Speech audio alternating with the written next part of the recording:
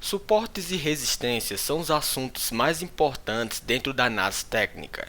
É justamente através desse tipo de conhecimento que nós podemos tomar uma posição no mercado.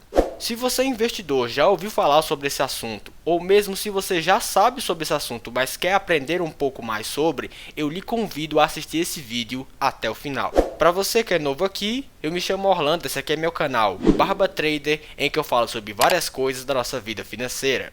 E dito isso, vamos para a vinheta e depois para mais um vídeo de educação financeira aqui no canal, tratando sobre análise técnica.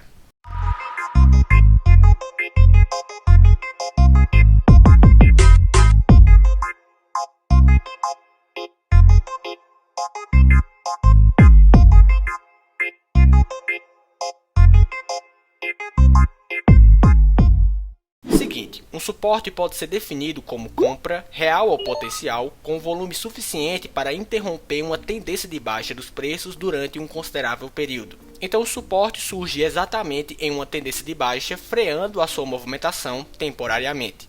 Já uma resistência pode ser definida como venda, real ou potencial, com volume suficiente para satisfazer a todos os lances de compra, e assim acabar freando a movimentação de alta dos preços, impedindo-os de subirem ainda mais, ao menos por um tempo. Como nós sabemos que o que faz com que um preço de um ativo financeiro caia ou acabe subindo é a lei fundamental da economia, a chamada lei da oferta e da demanda, uma zona de suporte é uma zona que representa uma concentração de demanda, enquanto que uma zona de resistência representa uma concentração de oferta. No caso do suporte, essa concentração de demanda pelo ativo faz com que o seu preço aumente. E no caso da resistência, essa concentração de oferta faz com que o seu preço acabe caindo. No caso então, se existe um equilíbrio de oferta e demanda, o gráfico técnico mostrará um preço lateralizado. E nesse caso, é o entusiasmo dos compradores ou pessimismo dos vendedores que determinará qual direção o preço irá seguir. Se os compradores estão mais eufóricos do que os vendedores, eles vão acabar aumentando continuamente os seus lances até que as suas expectativas de compra tenham sido satisfeitas. Por outro lado, se os vendedores estão mais ansiosos, eles estarão dispostos a liquidar a preços cada vez mais baixos as suas posições e dessa forma o nível geral dos preços cairá bastante. Se você tem muita dúvida com essa interpretação,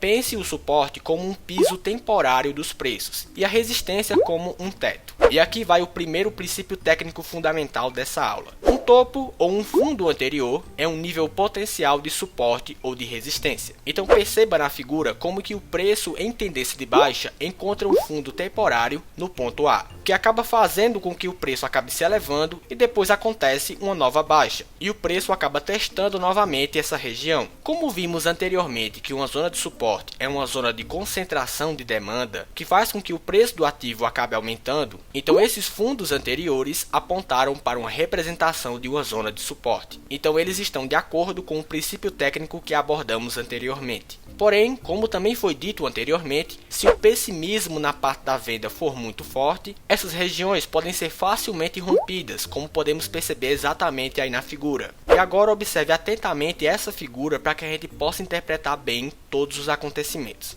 Nós tínhamos uma zona de suporte localizada no ponto A, que acabou sendo tocada mais de uma vez, porém, em seu terceiro toque, o preço acabou violando esse suporte, chegando até um fundo temporário em B e depois encontrando de fato uma zona de concentração de demanda em C. Observe que depois que o preço acaba tendo uma alta muito forte, ele acaba chegando na mesma faixa de negociação que tínhamos anteriormente como uma zona de suporte. Só que agora podemos observar que essa zona acaba funcionando como uma zona de resistência para o preço. Então essa zona que anteriormente tinha uma grande concentração de demanda, agora possui uma grande concentração de oferta. Se você não entendeu nada disso que eu falei, preste muita atenção na história que irei contar agora. Imagine que o grande investidor João acabou comprando esse ativo nesse terceiro teste que aconteceu no ponto A. Afinal, uma compra nessa região acabou dando certo nas duas últimas vezes, por que não daria certo novamente? Só que esse nível de suporte é violado e o preço acaba chegando lá no ponto C. João está desesperado, porque ele comprou o ativo e acabou vendo seu preço despencar bastante.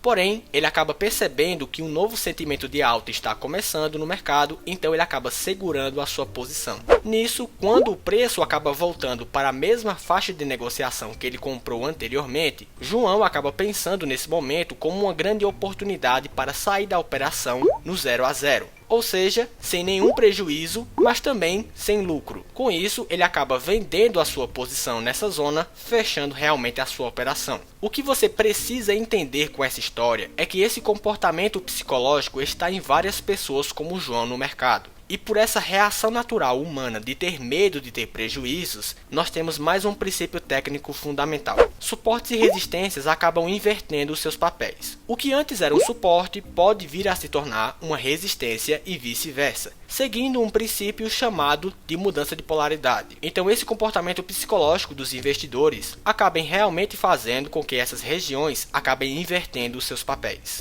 E também sobre o fato de topos e fundos anteriores também serem potenciais pontos de suportes ou resistências, funcionam com uma lógica bem parecida. Se você comprou um ativo na formação de um fundo, você comprou pensando que essa zona seria um potencial ponto de concentração de demanda para o preço. E assim, após você comprar nesse ponto, você deseja realizar os seus lucros em uma zona de concentração de oferta. Sendo assim, quando o preço acaba chegando em uma região próxima de um topo anterior, esse ponto acaba sendo uma grande oportunidade para você sair da operação com lucros, já que essa região apontou anteriormente ser um ponto de concentração de oferta. E lembrando também que nessa região também poderemos ter os participantes do mercado que compraram nessa zona anteriormente e acabam tendo agora a grande oportunidade para sair da operação no 0 a 0, o que reforçaria ainda mais o pensamento de que essa região seria uma zona de concentração de oferta para o preço. Agora eu vou citar para vocês outros pontos técnicos no gráfico que são potenciais pontos de suportes ou resistências para o preço. Além do que foi dito anteriormente sobre topos e fundos anteriores, nós também temos os números redondos, as linhas de tendências, as médias móveis, os pontos emocionais e os movimentos proporcionais e as retrações. Os números redondos são mais uma peculiaridade que tem muito mais a ver com a psicologia humana do que com fundamentos técnicos. Segundo Marty Pring, em seu livro de análise técnica explicada, nós temos a tendência de realizar os nossos lucros ou de pelo menos fazer operações nessa faixa de preço, porque esses números redondos significariam pontos psicológicos fáceis, que os traders e investidores muitas vezes acabam baseando as suas decisões.